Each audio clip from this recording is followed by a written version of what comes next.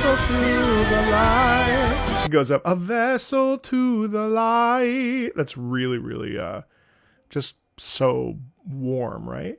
As the gale grows, I bellow, I shout. Well, it goes without saying that I'm extremely excited for 2.4 and Cardathia and Lupa especially. I'm really excited to check out the story cinematic Dawn Arrives and also Against the Tide. Here we go. Also, I'm a little under the weather, so if it seems like I'm low energy, that's why.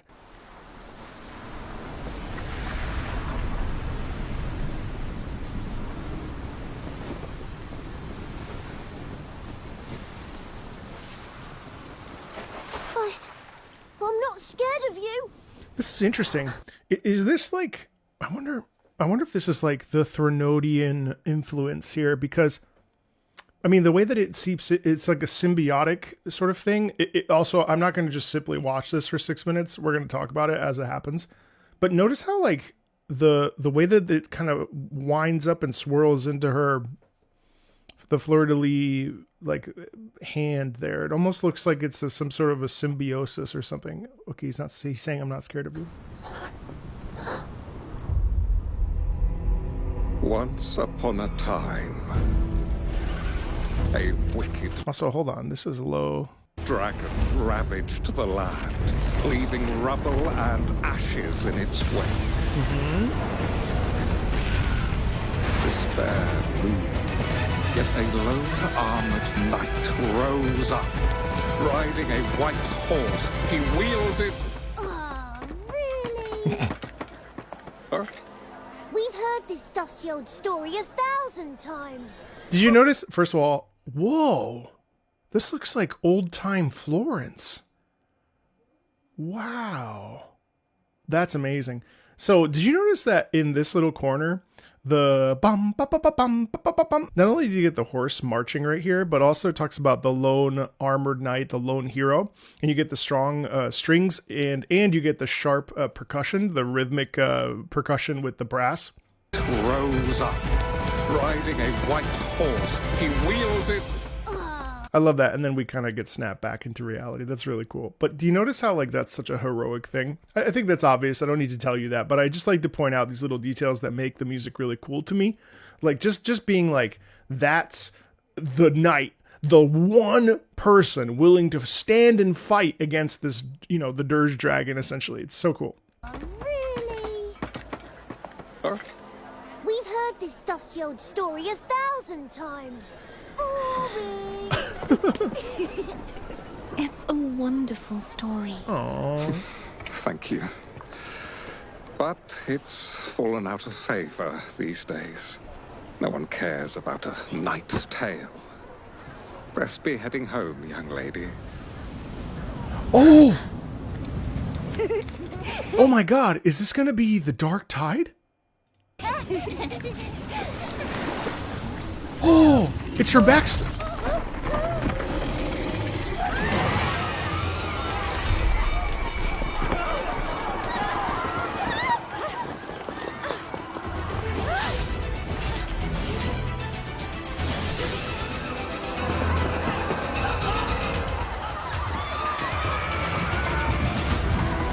That's so dope. So you have the and then you also have that really cool percussion bar. It's like that break where she turns around and looks behind her and sees the thing. Holy shit. So this is the arrival of the this is the Dark Tide. Notice how everyone flees away while Cardathia goes towards. I love that. I love that's so much fun. Wait.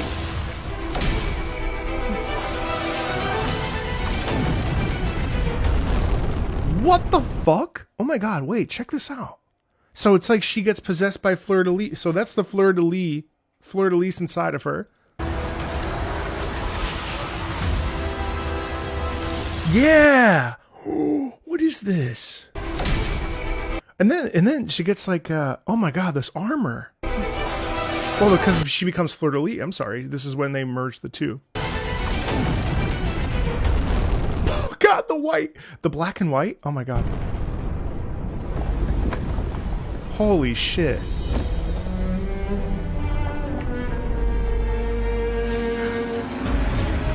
Oh.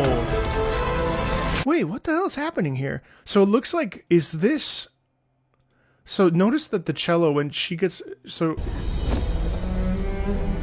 we see like this sense of sadness as if she is losing control or can't control everything, or she's being blamed, or she witnesses this destruction, right?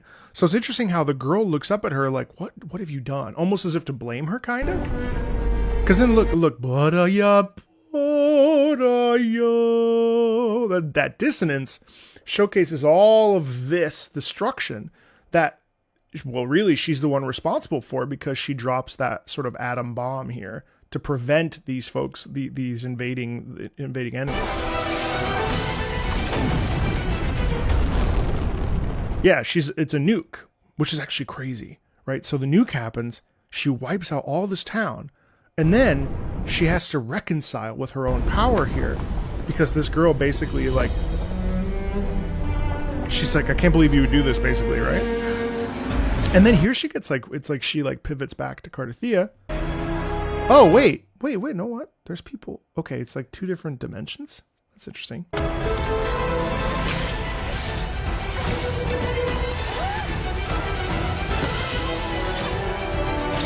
I love the tension in that music, of course.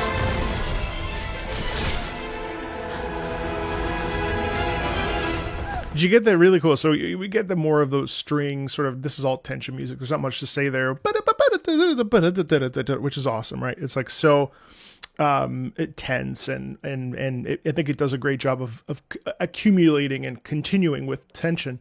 But then what's really interesting is that here we get this moment where she looks up, and we get that feeling of the chorus. The chorus kind of picks up when she looks up, which is so awesome.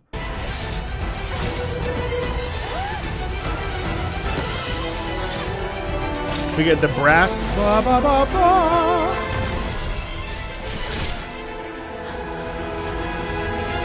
And in a way, the slow motion tilt is almost like this like heavenly apparition, right? Almost like she's the savior. You know, it's cool. And so this is obviously allegory for her. The strings, the oboe representing the old man's like willingness to help.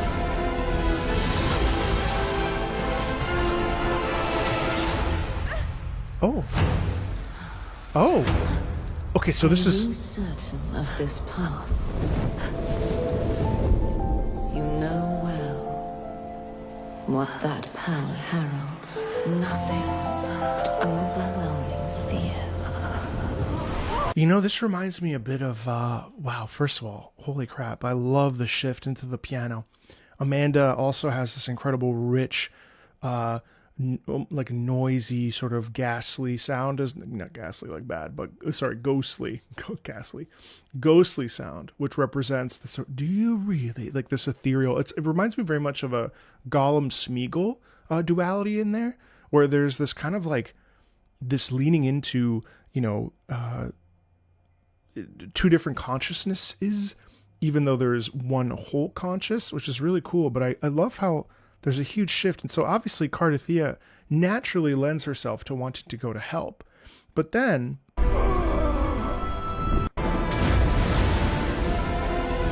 like she doesn't hesitate. She just goes and makes the decision, right? But this is brilliant work. First of all, like the thorns, very much leaning into like crucifixion. You know, whenever I see thorns, I always think of Jesus Christ. And I think of like the relationship there and the crown of thorns and what that represents in like larger media. But then listen how it pivots, the hand out reaching, and then see, this is cool because it could have gone into that slow piano right away, but instead it actually goes into a thunk, thunk. It's almost fear and terror almost. It's almost like as if Fleur-de-Lis is coming in and saying, you know, well, she does say, do you really want to do this? But there's actually a quality there of fear for Cardathia. So they're both at odds. And the you know, there's a dynamicism. There's a dynamic there of master and servant almost, or it feels like there's a dynamic of well, there's clearly a power struggle at the very least. I love this. And then the piano is as if to say like, no, I have to help them. I have to help them. That's from Cardathia's perspective rather than Fleur Elise's perspective. Are you certain of this path? You know well what that power heralds.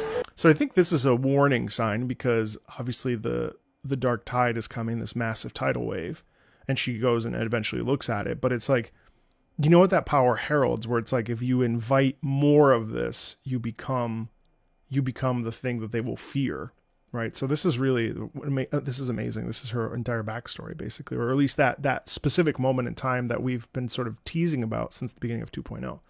Nothing but overwhelming fear. It's almost like the big sister, but there's something sort of cunning and conniving about this too, which is really interesting. The harder you strive, the closer the storm. Only restraint will light the way forward. So better to let them die. The name Cardathia is long forgotten, lost to time.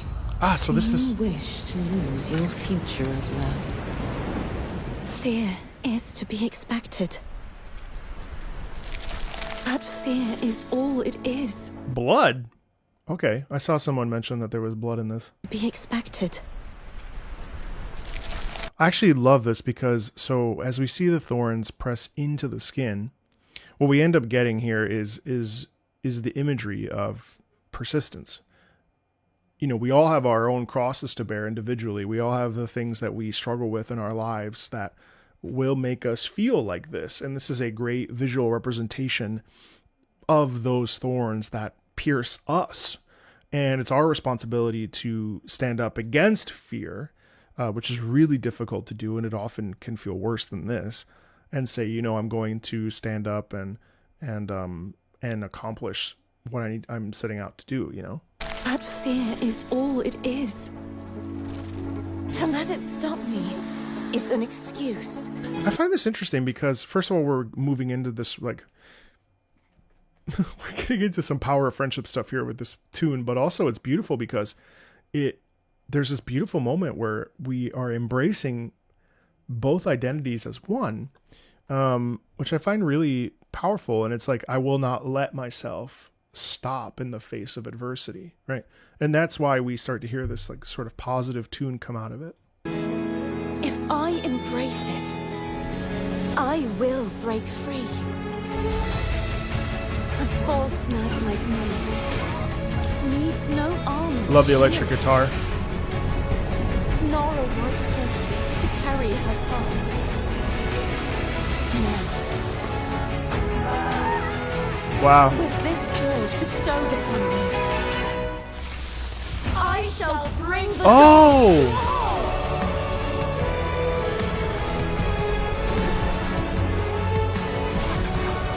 Oh my god, I love this the anime style. Oh my god, goosebumps, what the hell? Whatever future calls. It's the three swords. Oh my god. Oh my god. Every moment ahead. Oh my god. Ever be free of the abyss. Oh my god.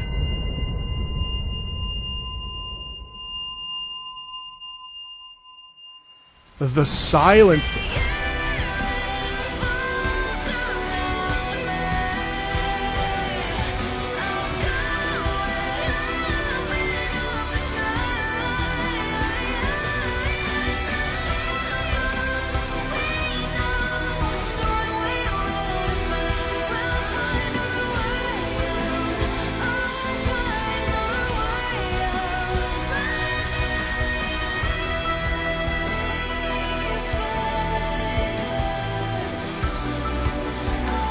Oh my god.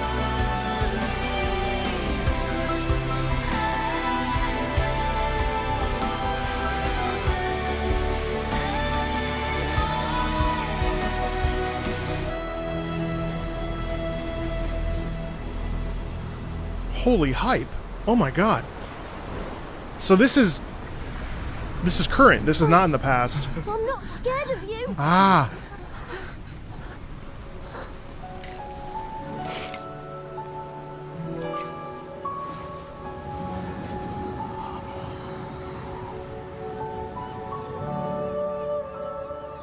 I love that. The distant vocals go out and oh my god, that's so good. Wait, oh man, that's awesome. Holy crap. Wait, we gotta go back just a little bit. Oh my god, that's so cool. Okay, so this is the present moment. So that's Fleur-de-Lis to Cardathia saying like, really, we've already done this before. You know where this path leads, because she was blamed for the dark tide. And whatever, I guess this is some sort of like referential thing and not actually a dark tide. But I love oh my god, okay, wait, we gotta go back. So first of all, this is incredible. When she pivots and changes, and first of all, we see the boy with the courage, which is awesome, right? Now, check this out. Obviously, they have the bond. I shall bring the dogs to all. She says, you know what, who cares? I'm not going to let anybody get in my way, including myself, from bringing the dawn for all, for being the thing that I'm supposed to be, you know? The resonator, the sentinels, you know, what I think I said it right. Anyway, the lore escapes me there for a second. You know what Jinshi is. It's the same thing. So I mean, it's just so insanely cool that. Oh wait, also now it's also dope because there is no sentinel. So she's actually acting of her own free will away from the god that she is like attached to. Even cooler.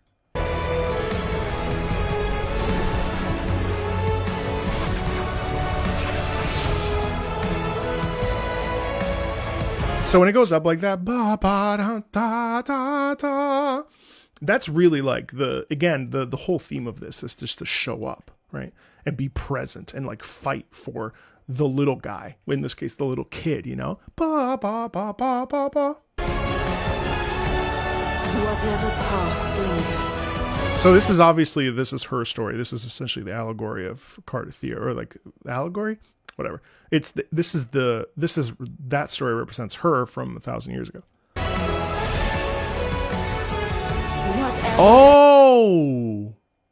Oh, the nuclear blast. Holy shit. Okay, wait, there's more layers. The nuclear blast was actually the past. So what we saw was the original incident. So this mirrors that previous incident. And so she's in the black and white is actually the past, when people were running away, but they were running away from her. And the dark tide, I assume. Whoa. Future course. I love that. So there too. Da, da, da. Oh man, that's awesome. Now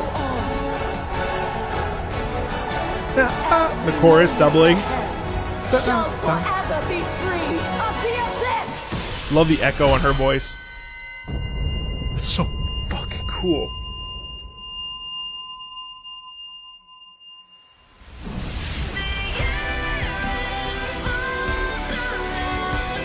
And this is awesome because we essentially get like an anime opening, but it's really amazing because we see the journey of her life, right? And like what it means for her to step into herself and to be not only Cardathia, but also Fleur-de-Lis, and what it means to be the Sentinel's resonator, and what it means to be powerful, and what it means to, you know, act in service of others. And I just love also vocally, there's so many cool things. I'm just going to talk about two things just to spare the video being too long, but also love how here we have this very much high upper register. It's very upper register high. I think that being in the upper register, especially in that kind of belty quality, is very, very appropriate for like a deep and profound emotional release. Really releasing the sound, especially in that upper register and that particular singer's range, really effective.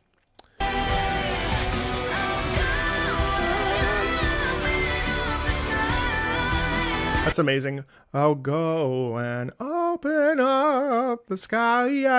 The double emphasis there of all the little notes, the sort of, she kind of meanders around the notes there really beautifully.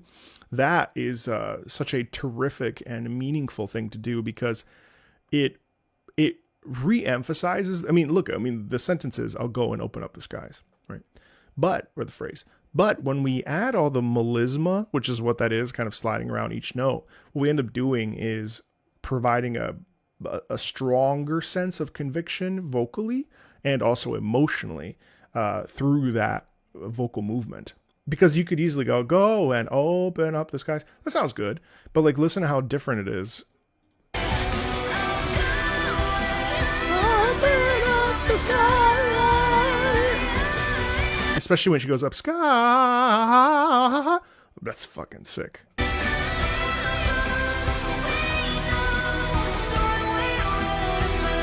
And see, and that's cool too, because the line is, as the gale grows, which is going up in the upper register, the gale of wind is growing. So we're going up in the upper register. It's really good word painting here. We know the storm we will defy. That goes down. And going down in the phrase is a more, declamazione, more pronounced, more inflammatory. More declamatory, inflammatory bowel syndrome. Declamatory. I'm ranting, but anyway, I'm very excited. So going down like that really hits the emphasis of the defying of the storm.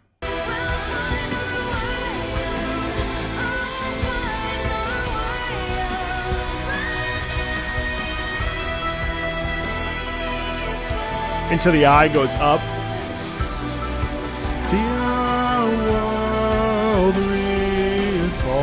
It's going down.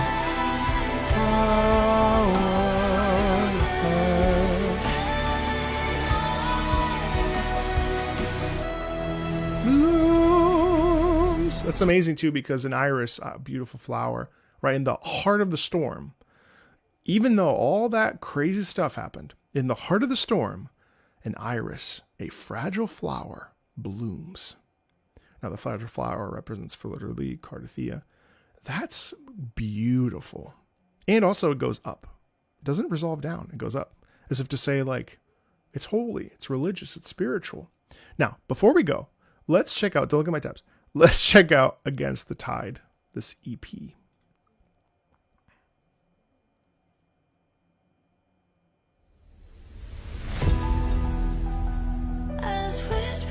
Oh, it's a whole new song. This is the full track.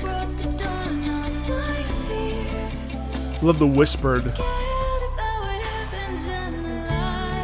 The gale being the dark tide, essentially. Nice echo.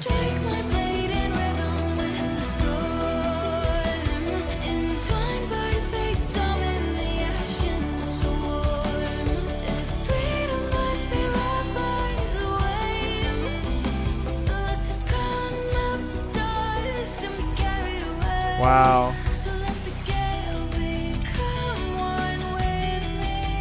She wants to let go of the stress and pressure. Who composed this?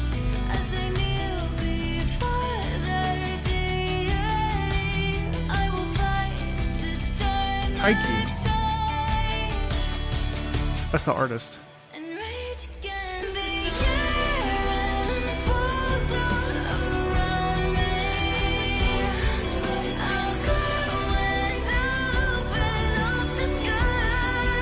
Wow. See, that's more impactful the second time.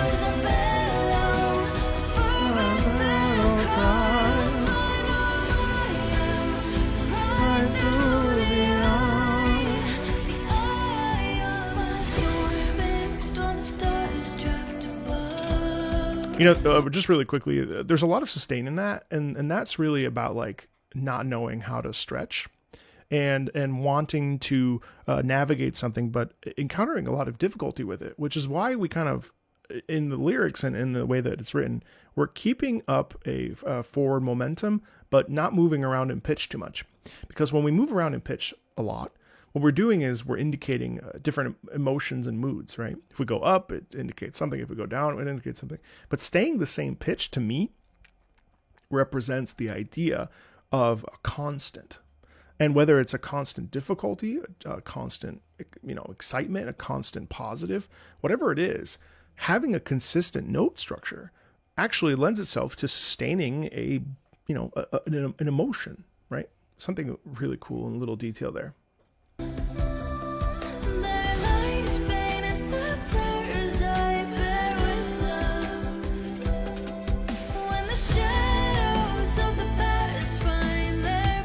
And let's talk about guilt.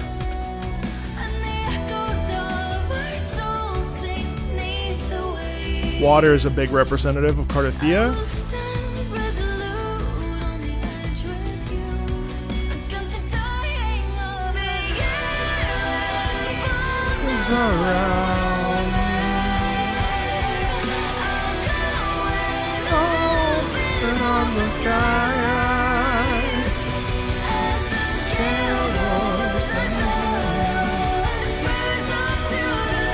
I love that.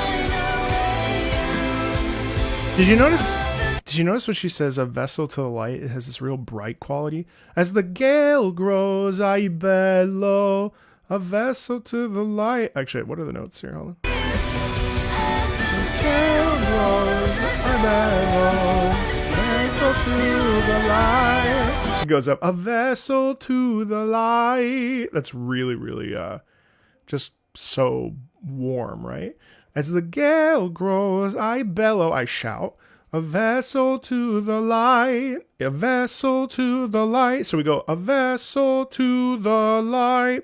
We re-emphasize two of the notes, but then it's just cool because it goes, essentially the way that the words and the words and the notes end up being is we get this real like sense of like, I am a vessel of goodness, a vessel to the light. It's pretty simple pitches. Ba, ba, ba, ba, ba. That's it. It just goes up and then down and then it stays the same. But it just, I think it really hits home the idea of power and of choosing a commitment, which is really awesome. I mean, this is all these little subtlety stuff is so much fun.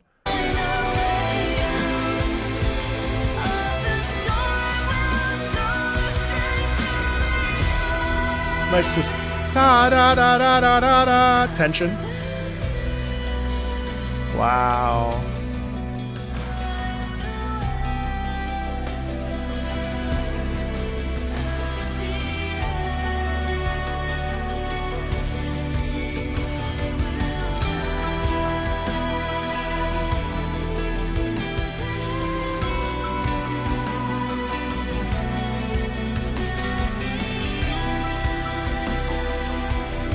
I love the piano cascading down.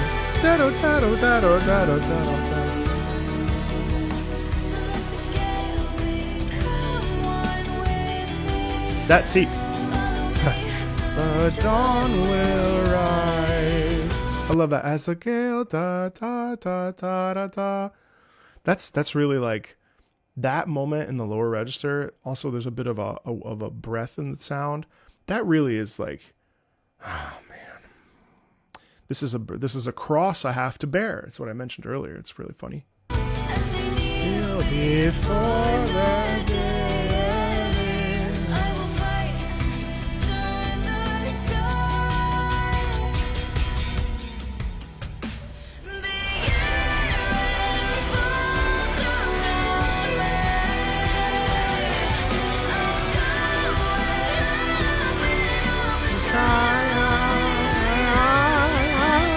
That's awesome. Oh, the storm we will defy.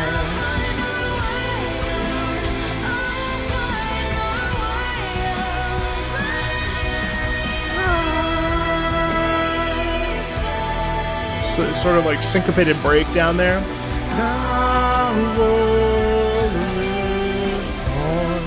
Nice.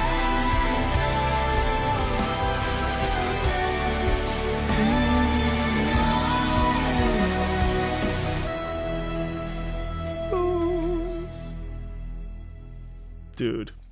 Yeah, I mean, I'm really excited for 2.4. I'm really, really, really intrigued and excited and curious. And optimistic for what 2.4 will bring. I mean, I'm really excited for Lupa. I'm really excited for Cardathia. I mean, both characters are really awesome. Lupa reminds me a lot of Vera Garnet, for those of you that have played Punishing Gray Raven. So for me, like, I hope she's kind of a little bit spicy like Vera is. I'm not gonna hold my breath too much, but I'm excited about both those characters. And honestly, I mean, like, it's a good time to be a Wuthering Waves fan, because clearly there is so much, thoughtfulness being put into these trailers. It's awesome. I'm really excited. Man, I can't wait. Anyway, thanks a ton. I'll see you later.